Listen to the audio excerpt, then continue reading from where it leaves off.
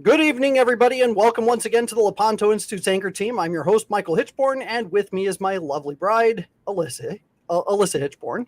And it's been a couple of weeks since I've seen you guys. Last week, I got hit with a nasty flu. I was down for several days, but my wife took care of me, nursed me back to health, and so here we are. We've got a pretty good show for you this evening. We're going to be talking about several things that are going on in the media, things that are We're going to try and catch up on things that are going on in the world of the church. And before we get into any of that, why don't we go ahead and begin with our prayer? In nomine Patris, et Filii, et Spiritus Sancti. Amen. Ave Maria, gratia plena, Dominus tecum. Benedicta tu in mulieribus, et benedictus fructus ventris tui, Iesus. Sancta Maria Mater Dei, ora pro nobis peccatoribus, nunc et in hora mortis nostrae. Amen. Our Lady of Victory. Pray for us. In nomine Patris, et Filii, et Spiritus Sancti. Amen. Okay. So there's a lot going on, and it's very hard to kind of grab onto what's going on in the church and what's going on in the world of the media and the news and the government. I mean, we've got FBI raids of a former president, for crying out loud. We have the Pope continually working to shut down the traditional Latin Mass all throughout the world. It's happening in diocese after diocese. We just got a report today that a diocese in North Dakota was denied the ability to continue saying the traditional Latin Mass. And so now they're going to be shutting down the traditional Latin Mass over there. We have all kinds of stories about the Synod on Synodality, where they're trying to change church teaching with regards to morality, and where they're trying to change the church's teaching even about the nature of the priesthood. On top of that, we have scandal after scandal after scandal.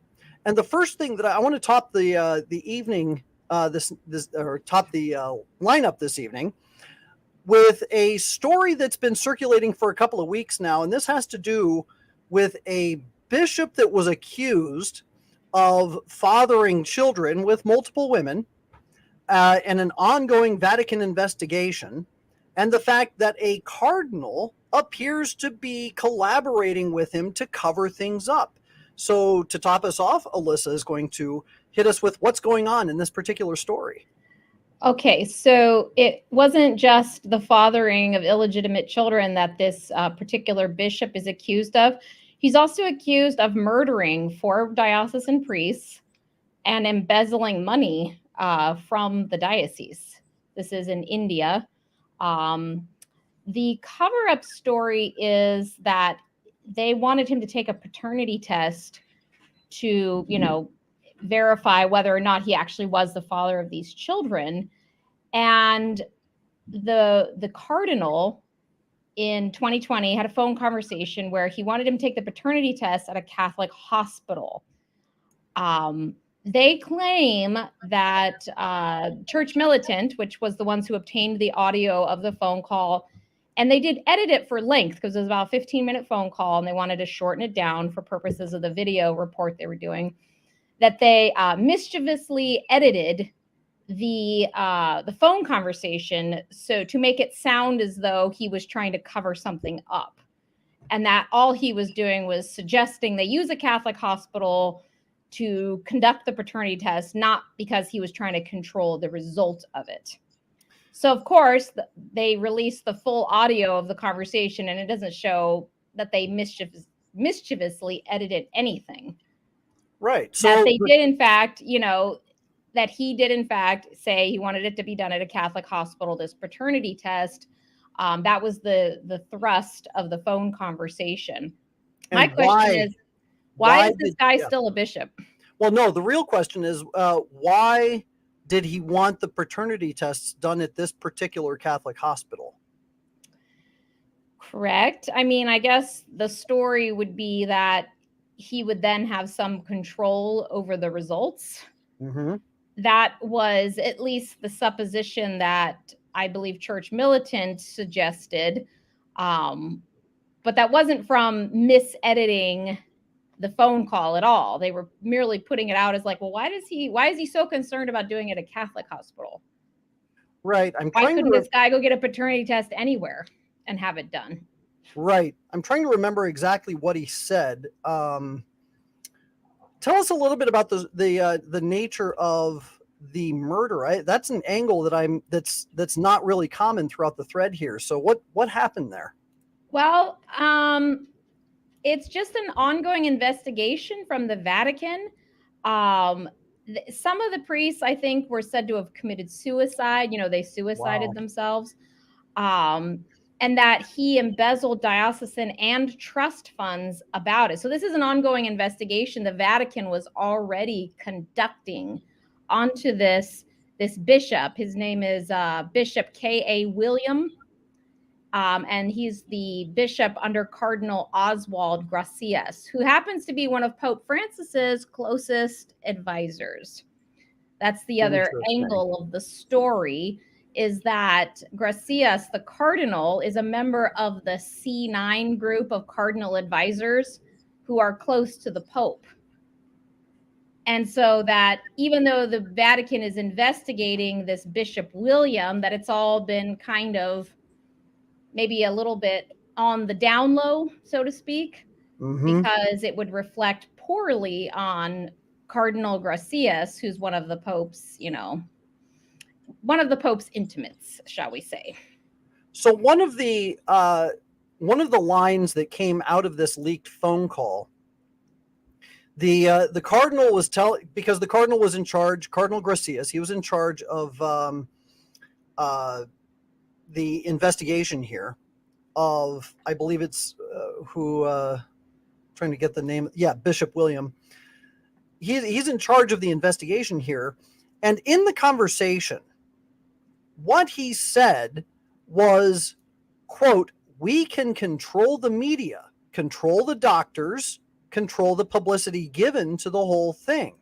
Now, doesn't it seem that if you're saying we can control the media, control the doctors, then what you're saying is that we can therefore control the outcome? That would certainly seem to suggest that, of course. And of course, recently, a judge, a very respected judge in India, has slapped a libel case on Cardinal Gracias for calling out church militants' reporting of that phone conversation. He says, no, they didn't misedit anything, right? Right. This is you, right, who are guilty of something. So this we'll see where it goes, how it's going to go in the Indian courts. Something's going to happen to the cardinal for, trying to cover things up. So the real obvious juxtaposition here is that in this instance, what we have is a case where the Pope is simply allowing this to play out. A credible accusation has been made against this bishop, and there's been no move to remove him from his position. There's been no action against him. He's still in his diocese, right? I believe so. And to go back just for a second to your question about the murders, that is I guess the understanding is that was mafia stuff. Wow. That he's got a lot of corruption, alleged corruption, right, from the mafia and the local police, and that it was the deaths of the 4 priests. 2 were murders, 1 hanging, and 1 accident.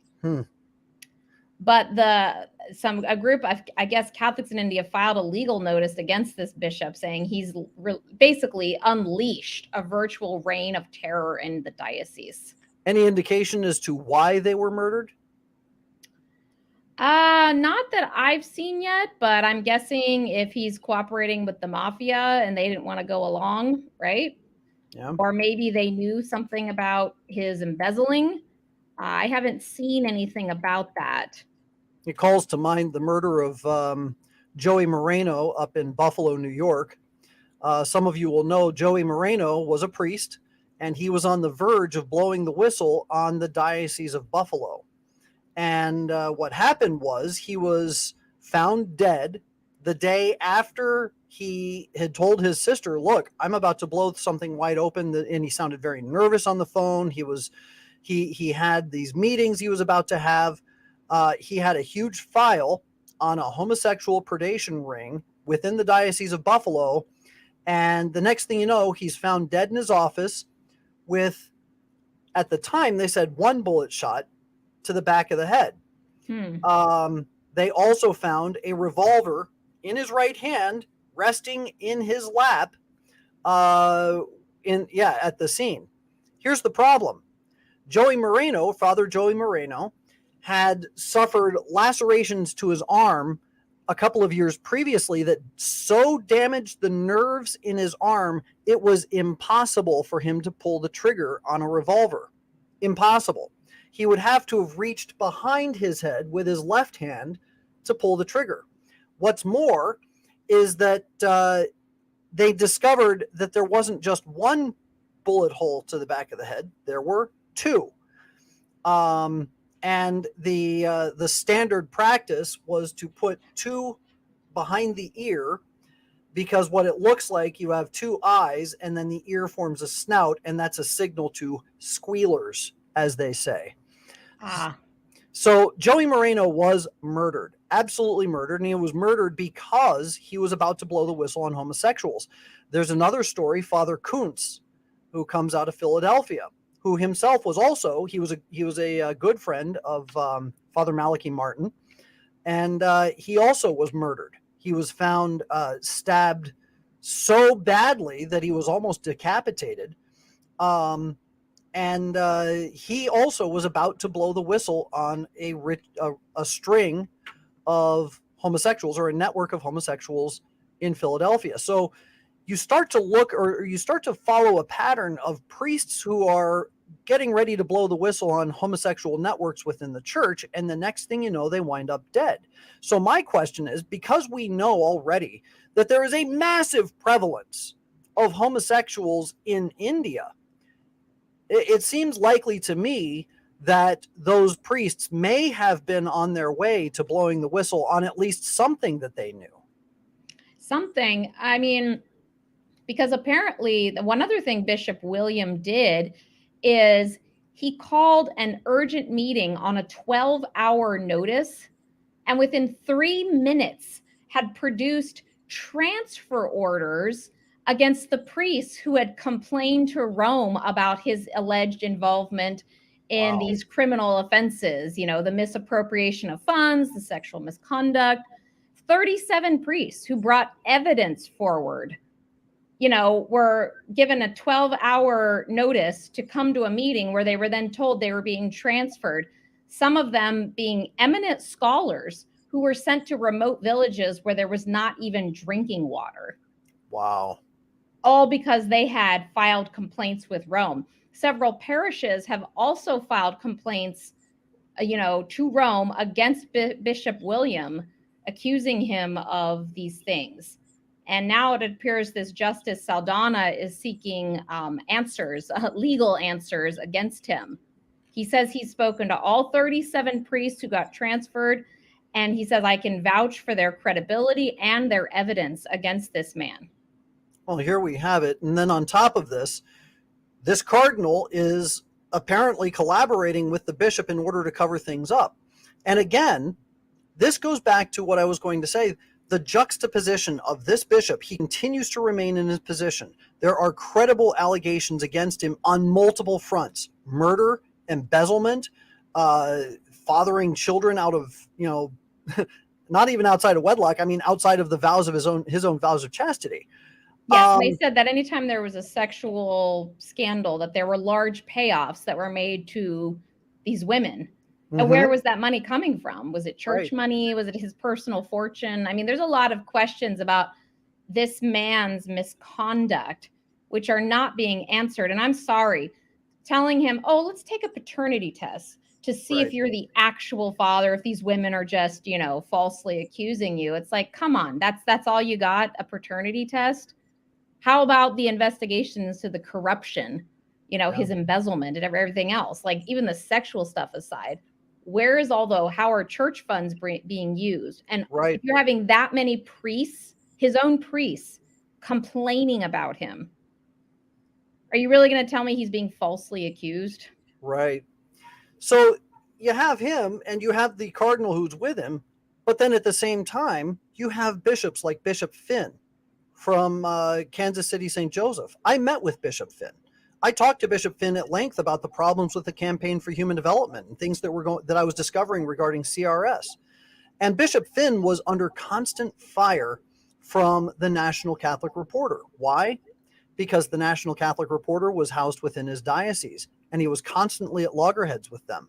So what they did is they launched a campaign to say that, hey, he had mismanaged some allegations regarding priests, priests that had abused kids. And it's not true that he mismanaged anything. In fact, he went straight to the police. He tried to get things done in the proper way. Sure. But the police, there was a mix-up with the way the cops did things. And ironically enough, we find consistently that the police seem to be in bed with these dissident Catholic groups. But Pope Francis, seeing that he was charged with falsely or with not following protocol in order to get rid of these errant priests, Pope Francis removed him. And then you've got the case of the bishop in Puerto Rico. He was against. He refused to, assign a statement that said, like, the jab was a moral imperative. Right. And his cardinal, who was just sick of them, again, they were at loggerheads about things like the jab, just finally went to Maradiaga in Rome and was like, get rid of this guy for me. And they did, just like that. There was no investigation. There was no, there's a process we have to follow. Nothing. He was just handed his walking papers, and he's obviously fighting it canonically. But if they can remove him that quickly, right, and there's no accusation of sexual misconduct, financial misconduct against him at all. His big thing was opposing mandatory jabs upon the clergy. That's the biggest thing they got him on. That's it. And he can be yanked without so much as a by your leave. How is it that this guy, this Bishop William in India, who's fathered all these children, who's accused of murder and embezzlement, he's still there? Right. Where is let's yank him and then determine whether there was actual guilt afterward? Where is that? So here's the analysis that I want to bring, and this goes back to what I had said when I was giving our introduction, was that we have a string now of bishops, and apparently good bishops, seemingly good bishops, who are closing down the traditional Latin Mass in their dioceses. You and I were talking last night about Bishop Burbage and how Bishop Burbage, he has a reputation of orthodoxy, and he has a reputation of being very sympathetic and open to the traditional Latin Mass. 21 locations in the Diocese of Arlington, the most in the United States. And he shut down all but 8. And only 3 of those are allowed to take place in an actual church. Right. You've got the bishop in North Dakota that I brought up. He closed down all the traditional Latin Masses. Why? Because the Pope told him to. And you have other bishops, the bishop down in Savannah, Georgia, who I think this coming weekend, or is it next month? No, I believe it was this past Sunday. It was their last Sunday. Mass. Yeah. So down in Savannah, Georgia, the cathedral, it shut down its last Mass there. So you have these ostensibly good bishops suddenly closing down the Mass, and they're turning to the Pope and saying, hey, what can I do? The Pope told me to do it. It seems to me that I think they're reading the writing on the wall and recognizing that if the Pope is going to remove the Bishop of Costa Rica simply because he didn't want to go along with the rest of the immoral program that the other bishops, or Puerto Rico rather, that the other bishops of Puerto Rico wanted to impose, if he can remove Bishop Finn because the National Catholic Reporter doesn't like him, if he can remove other bishops who are doing very good things. I mean, he kicked out Cardinal Burke from being the prefect of the Apostolic Signatura, which is the head of the Vatican Supreme Court. Just got rid of him. He got rid of Cardinal Sarah, who was the head of the Congregation for Divine Worship. And now we have Cardinal Roche, who is the one who's going around and shutting down all the traditional Latin masses. It's clear that what we have is an imposed coup where they are giving unequal application of the law to put the thumb down on good bishops and to give free range to bad ones. And I think certainly. I think we're seeing that with the choice of who Francis is elevating to become cardinals as well. You know, he's putting his friends who are very corrupt into positions of power, and he's not cracking down on the ones like this Cardinal Gracias in India. Why isn't he calling him in to give answers for what's going on with this bishop? Right. Speaking of elevating your friends and putting dissidents into high positions, let's move the story on to Bishop Robert McElroy, who is going to be elevated a cardinal at the end of the month, just in what, a week, 2 weeks? 2 weeks, yeah. 2 weeks, I think. Bishop McElroy is perhaps one of the most, if not the most, corrupt bishops in the hierarchy in the United States. Mm-hmm. He is, in my estimation, worse than Cupich. He is worse than Wilton Gregory. He's worse, if possible, than Bishop Stowe of Lexington, Kentucky. And Bishop Stowe is an actual member of the AUSCP and a great big defender of Dignity USA. I think in many ways he's actually worse than Archbishop Wester, who is the AUSCP's liaison to the USCCB. Now, why would I say that? I say that because I have been studying Bishop McElroy and the things that he's been doing for the better part of 11 years. I remember when it was announced that he was going to be made a bishop. And when that announcement came through, my assignment, I was at American Life League at the time, my assignment was to dig up as much as I could find on Father or Monsignor McElroy. There wasn't much, but what I found was disturbing, however, not enough to condemn. It wasn't enough to get any kind of thing overturned. The first thing that I found, and I was actually, as I was getting things ready this evening, I was listening to this conference. In 2008, Bishop McElroy, or actually Father McElroy, I should say, he was part of he was the moderator for an interview that he did in front of a group of students with a former justice who had written a book. I think the title was something like The Church That Can and Cannot Change. And the whole question was on, can doctrine change? Can the church's teachings on morality change? Can the church's teachings on intrinsic evils change? Now, you look at people like Cupich. Cupich is a thug. He's not a mental heavyweight. He's not going to change church teaching on morality because, quite honestly, he's not smart enough to figure out how to make the arguments to do it. He's just a ladder climber. Archbishop Wester, he's dangerous because he finds himself in positions where he's able to influence things, but he's not a thinker. He's just an ideologue who's going to try and pull levers in order to make things happen. Wilton Gregory, same thing. He's just a homosexual bishop who's going to do things to further the cause of homosexuality. But Bishop McElroy, he's a thinker. He actually reads theologians and adopts their discussion techniques, and he tries to use what they say in order to form an argumentation that sounds Catholic. And he uses the Socratic method in order to put forward the ideas so that you think you came to the conclusion you came to.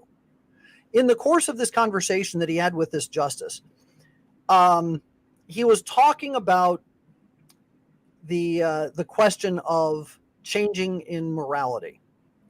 And they followed the discussion with the example of slavery. And they would say things like, well, the church has changed her teaching on slavery, and we can say yes. that slavery is intrinsically evil, can't we? So if the church can change its teachings on a moral issue like slavery, well, then the church can change its teachings, or it can develop its doctrine. That's Yes. the phrase that they were using. Mhm. Develop its doctrine. We can develop the doctrine on the church's understanding of other moral issues.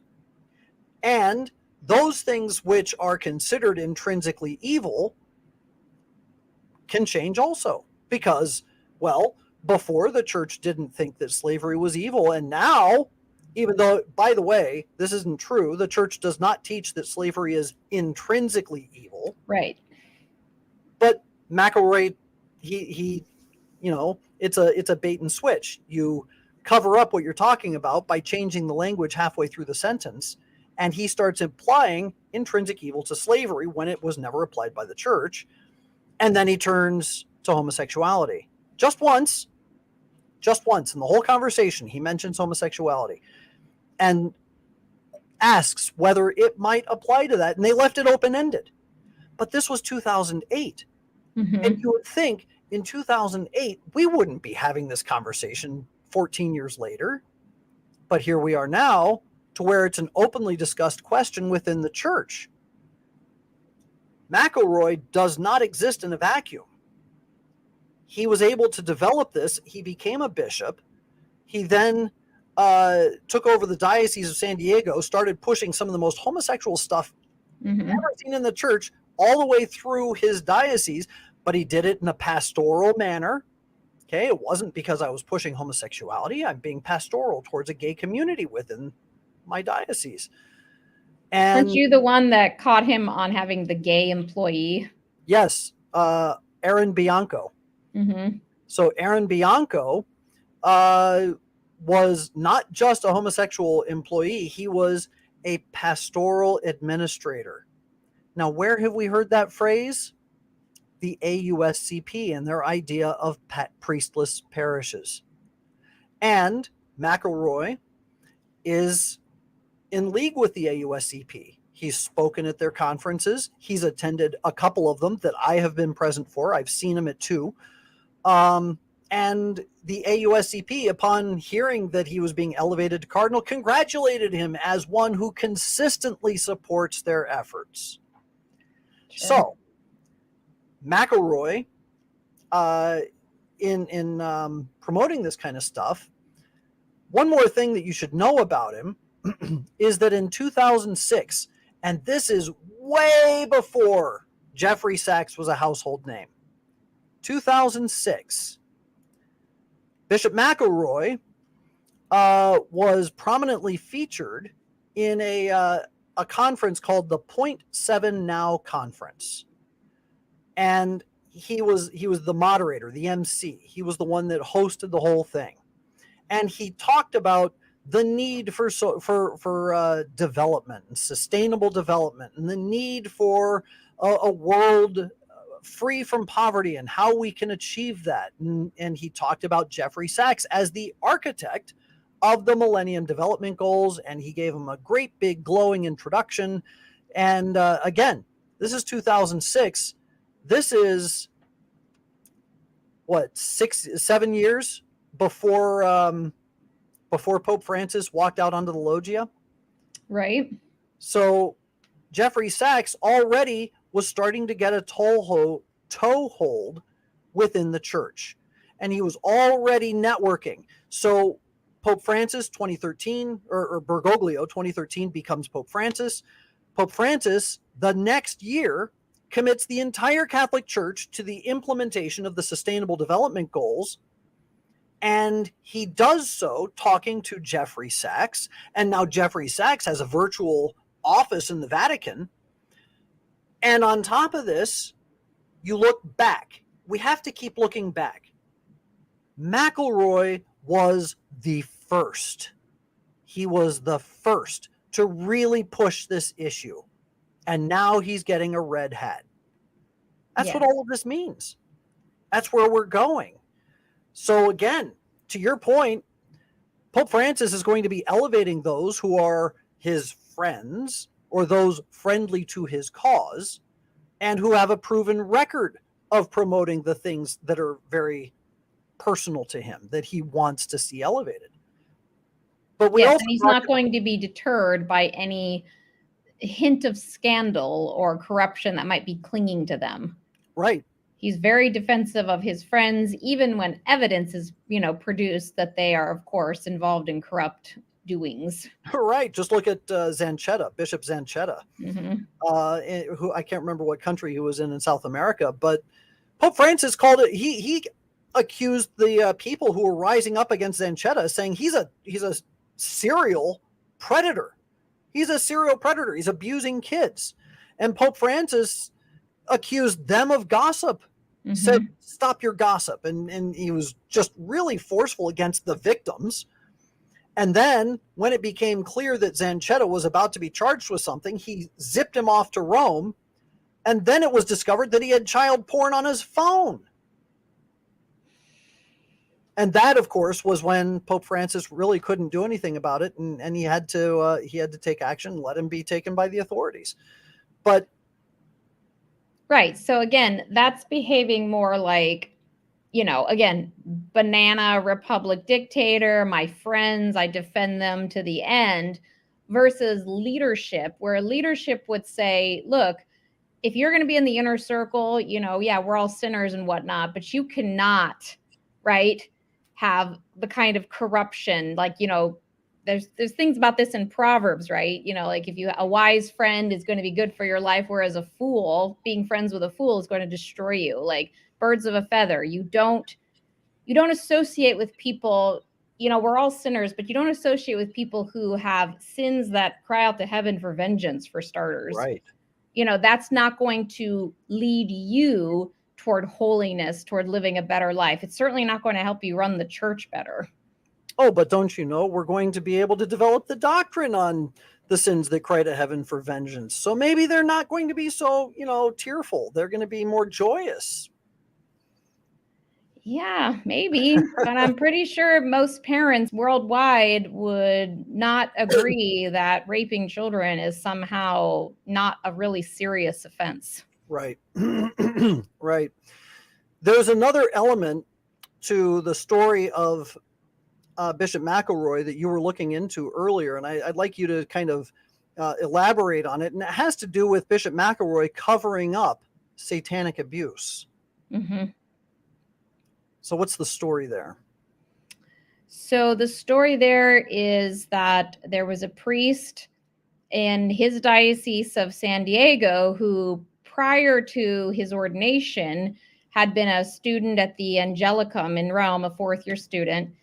And he had met this woman who they became friends.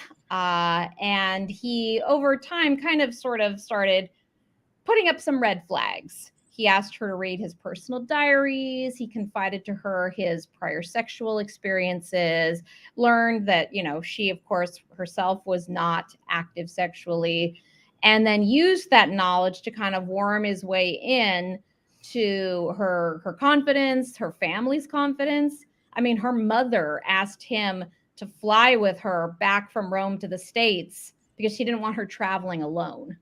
Right. And he happily complied. He was received at the family's home, everything's great. And then, made his move, so to speak, on the girl. By this point, had brainwashed her into thinking they had some kind of weird mystical thing going on. They were like the Virgin and Saint Joseph. They had a mystical marriage, like a lot of like just very much red flag imagery. But for her, she was just, oh, priests are wonderful. You do what they say. And if he says we have a mystical union, then that sounds okay, I guess. And he basically raped her during a private mass that he said with just the two of them present. Right. And he did it not once, but twice. He did it again a second time. And it took her several years to kind of finally unpack what had happened and Yep. to bring forward the allegations against him, which he then, of course, later admitted to. Yep. Yep. But not because McElroy, did anything to make sure the truth came out. Oh, even worse than that, what happened with regard to McElroy is that in 2014, this young woman, Rachel, she discovered that the priest who was by that point laicized was being allowed to lead Bible study groups in a parish in the Diocese of San Diego. And even so, the reason she has a confession from him is that she was willing to exchange any kind of felony charge against him. She was allowed. She didn't want him to go to jail as long as he admitted to what he did, and his free admission is part of the court record now.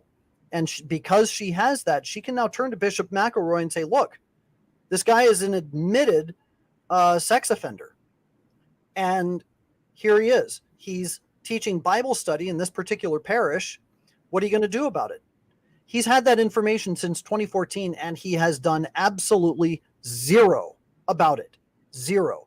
And she really could have gone after him too, because the ritual rape happened, and I think in Minnesota, which actually has civil laws on the books that it's a felony crime to involve sexual crimes as a part of religious ritual or religious kind of. It's actually a crime in Minnesota, very specific one that she could have zinged him on right there. So yeah, I mean, for her getting the admission out of him so that she was vindicated, and also that she could maybe help prevent him from victimizing others, has just been completely ignored by McElroy, who also, when he was president of the California Conference, tried stopping the California law. It was like a look back window, 3 years for sexual crimes. He opposed it. He did not want there to be a look back window for sexual crimes, as president of the California Bishops Conference. Gee, I wonder why.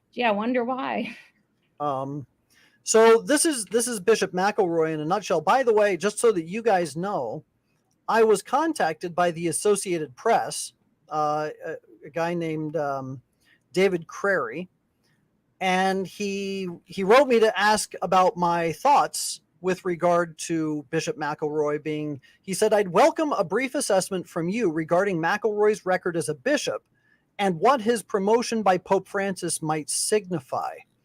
So I sent him links to these stories. I sent him a link to the story about Rachel and her ritualistic abuse. I sent him a link to Bishop McElroy's support for the AUSCP.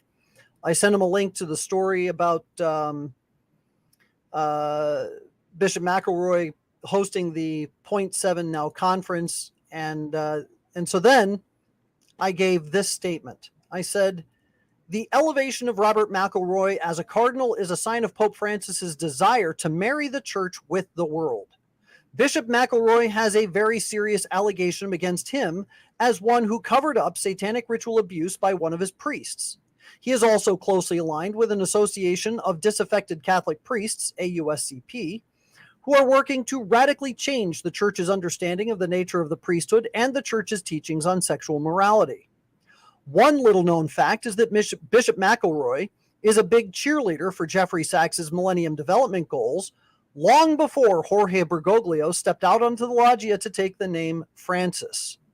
Since that time, Francis has worked hard to put the full moral weight of the Catholic Church behind the United Nations Sustainable Development Goals, practically providing an office to Sachs within the walls of the Vatican. There can be little doubt that McElroy currently stands as the model for the kind of priest, bishop, and cardinal Pope Francis desires for the future of the church." Your thoughts? Well, certainly, I don't know if we covered this on a previous show when he was first nominated, but certainly his passing over of Gomez for a red hat was certainly a signal. I mean, Gomez heads the largest archdiocese in the United States. And he's also the president of USCCB. He's the president of USCCB, and the Los Angeles Archbishop is typically a cardinal, if people remember the dark days of Cardinal Mahoney. why was he passed over for red hat, but McElroy, a relative, kind of like nobody, Right. down in San Diego, is given it instead? That's a very clear signal from the Pope about what sort of man he wants for the job. Gomez is certainly no strident traditionalist by any stretch.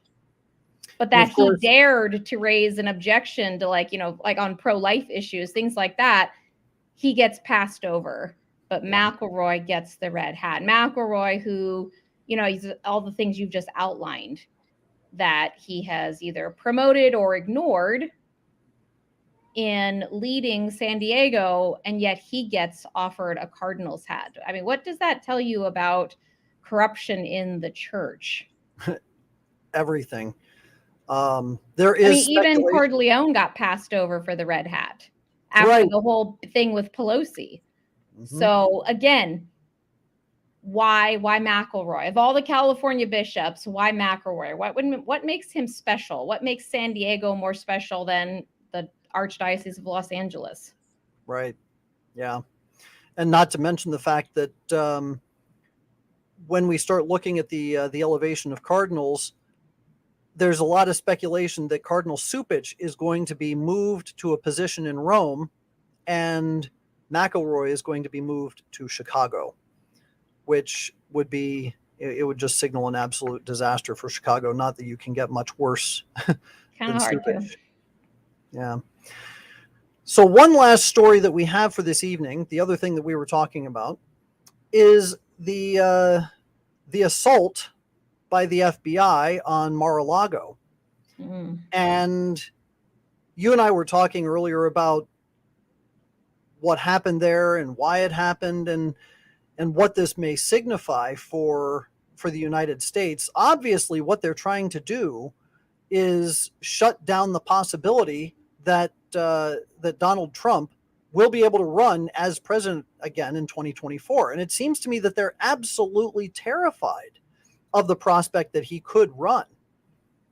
Agreed. I also think that in the more immediate timing, an endorsement from Trump, if you're a Republican candidate for office, an endorsement from Trump is considered something to boost your chances of winning. But now, if Trump is raided on some kind of accusation that he is hiding evidence at his home, that sort of thing, that could then tarnish a congressional candidate this year, this election in November. An endorsement from Trump might be seen as kind of like the kiss of death instead of a boost to their electoral chances. So yes, I think they want to try to neutralize him for 2024, but they're also insanely desperate to stop a red wave from happening in 2022 because Biden is such, a flaming dumpster fire of a mess that anything to stop a red wave in 2022, they're desperate to do.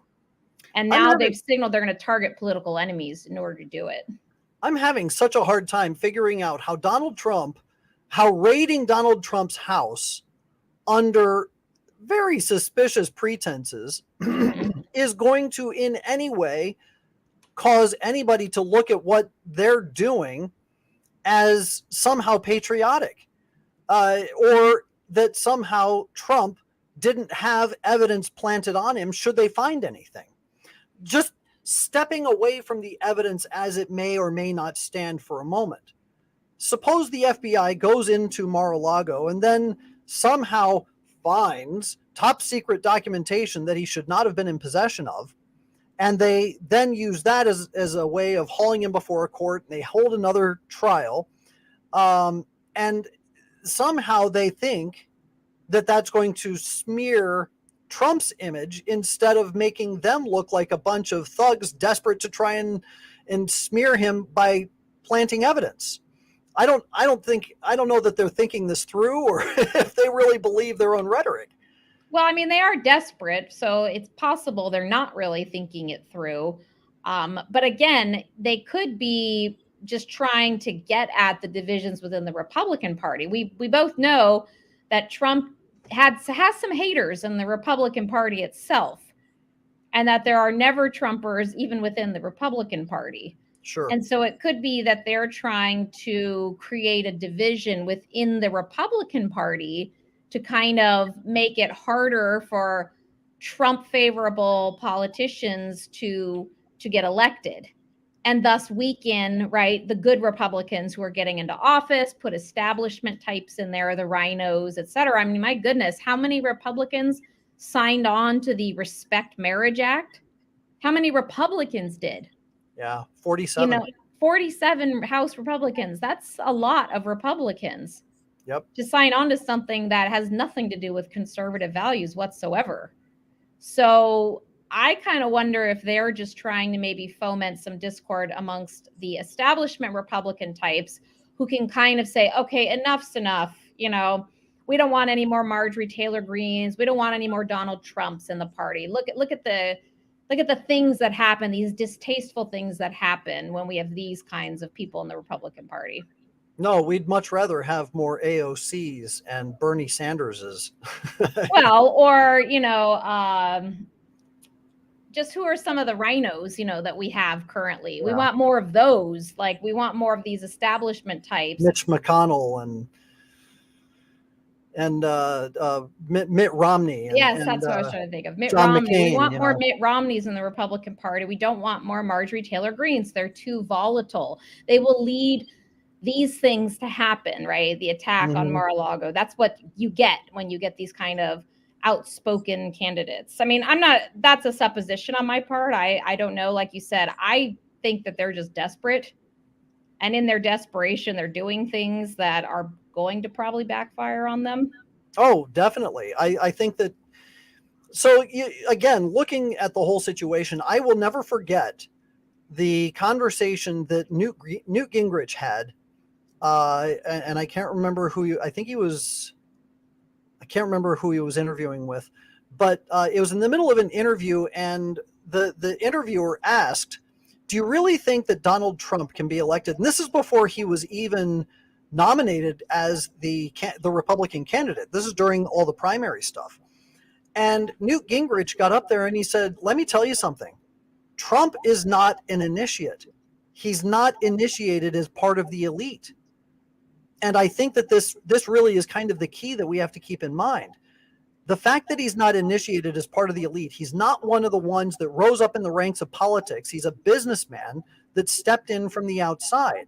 And he simply looked at a problem and said, well, why don't I go ahead and throw my hat in the ring and try and fix things? This is not to say that Trump is the greatest guy since sliced bread or that he's somehow a horrible monster. This is just to say that he's a guy, and that he came in with an agenda that was based on his own observations of the way things ought to be, not because somebody's pulling his strings or saying, hey, if you want to be in the club, you got to, the first rule of Fight Club is you don't talk about Fight Club. You can't mention that you're in the club, but you have to go along with our programs and do our things. He didn't play the globalist game. He pulled us out of the Paris Accords. He decided that he was going to stop any kind of conversation about expanding NATO. He walked away in many respects from a lot of the international stage. Why? Because it's the international elite globalists who have the most interest in running this country. And because he's not a part of that elite, that's why they hate him. And I thought that point from Newt Gingrich it's just always stuck with me. And it tells me that there is a very solid reason why they are so, to use your term, desperate to keep him from getting back into office. I mean, there were like editorial pieces being written in 2021 about the specter of a Trump, second run for president. It's like, this guy lives in these people's heads rent free. Yeah. How are they writing articles in 2021? Their guy's not even been in office at like a full year, yet. And they're already like scared that Trump might run again in 3 years. Right. It's like wow. I mean, they really do fear him. That's true. And again, we have that whole going back for a minute, like when we talked about the bishops and how they're really quick to move on like conservative ones like Bishop Finn and the bishop in Puerto Rico, but they're real slow to move on the corrupt ones. I mean, the same is true of the Department of Justice. Merrick Garland has done nothing to investigate the like 50 plus like arson and vandal attacks against pro-life pregnancy centers, against Catholic churches. He has done nothing to investigate these things. Like clear Hunter acts of, Biden. yeah, Hunter Biden, domestic terrorism, espionage, all this stuff, the drugs, embezzlement, whatever.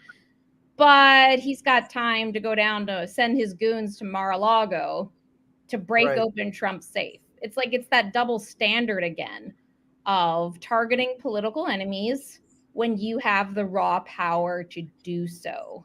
It's very Stalinistic. Very, very Stalinistic, but that's why it's going to backfire. It's like you're opening up a Pandora's box. How do you know that some Republican some years down the line isn't going to do the same thing to you? Yep. Well, and quite honestly, I wonder if that's what they're afraid of. Imagine what would happen if we have this red wave here in 2022. We take control of Congress, and then in 2024, we have a secondary red wave where we expand our control over both the House and the Senate. We already command the Justice Department. And then let's suppose that Donald Trump gets in. What do you think he's going to want to do? He's going to want to investigate every single senator, House representative, Biden, anybody connected with his campaign, his regime, all of them, for fraud when it comes to the vote, for fraud when it comes to their international trade. I mean, Nancy Pelosi, for crying out loud, should be drummed up on charges for insider trading.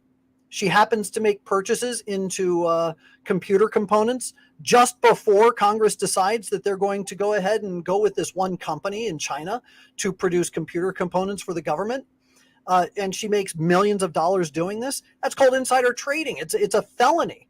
She should be in jail. But instead, she's off making trips to Taiwan and saying, oh, no, we're with the Taiwanese. And she's appeasing people and she's doing all this peacemaking stuff and she's putting on that pearl face. You go on down the line. I think you make an incredibly valid point that, yes, they're playing hardball right now because they're desperately terrified that if they can no longer hold power in this year and then 2 years later, they're going to get run out on a rail and find themselves either in prison or before a firing squad. Right. But that also means that if that is their fear, that their desperation is only going to increase in intensity. Right. I mean, I wouldn't be surprised if there was some sort of national crisis that suddenly magically appeared in September or October and necessitated, a shutdown of the election or a delay of it, or everybody has to vote by mail now or whatever, like some kind of crisis. Because if they fear that, then they will use their power to stop what they fear is coming for them. I agree. So people should be prepared for that. I mean, we talked about this earlier too, that they're dropping the gas prices again, so people will be less angry about the inflation that's eating into, their budget, but they're hoping they'll forget magically that groceries cost more now. But again, they won't. And so you'll have to have some kind of big measure to shut down the elections, because they do fear what's coming. And that means that with nothing to lose, they're going to do something terrible. Whole lot of reason to pray. So we're going to go ahead and wrap up here. That's our show for this evening. And next week, I will be back, barring loss of limb or some other health crisis that I go through. Barring anything like that, I will be back next week. And I think I'd like for your input. Let me know what you want to talk about. If there's anything that we should focus on, if there's some pressing matter that you think we need to bring up and analyze and really kind of draw out, let me know. Send me an email so that we can really get down to the topics that you want us to discuss. In the meantime, we'll continue looking at the news and monitoring things and letting you know what we're doing at the Lepanto Institute and keeping you up to speed. And for now, I wish you all a happy weekend, and we will close with our prayer. In nomine Patris, et Filii, et Spiritus Sancti. Amen. Ave Maria, gratia plena, Dominus tecum. Benedicta tu in mulieribus, et benedictus fructus ventris tui, Iesus. Sancta Maria Mater Dei, ora pro nobis peccatoribus, nunc et in hora mortis nostrae. Amen. Our Lady of Victory. Pray for us. In nomine Patris, et Filii, et Spiritus Sancti. Amen. God bless you all. We will see you all next week.